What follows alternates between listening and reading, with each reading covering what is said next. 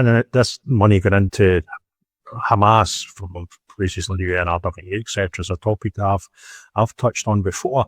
And when I was doing my research, I wasn't fortunate enough to speak to someone as experienced as you, because I believe you've been in Gaza since the 7th of October and more than once. So you've seen it in front of your own eyes.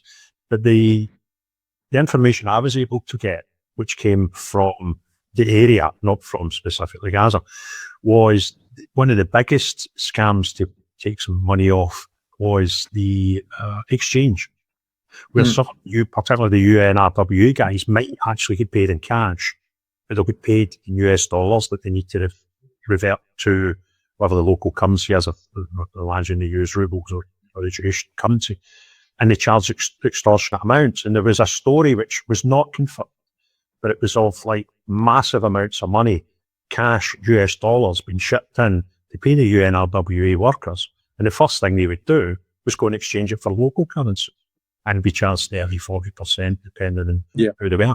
Is that something that, I mean, you touched on that in the paper, but is that something that you've got personal experience of? Not personal experience of seeing, this as a researcher for this piece, it's slightly outside my usual day job. So this was very much kind of secondary research, if you will. So just looking at the reporting that's out there, people who've written other papers on this, people who've reported on it, like journalists and international press. And you're absolutely right. 20 to 40% is standard for a money changer in Gaza. 20 to 40% of every bit of cash they have goes to them. And of course, Hamas are the money changers, just as they control huge amounts of the markets as well.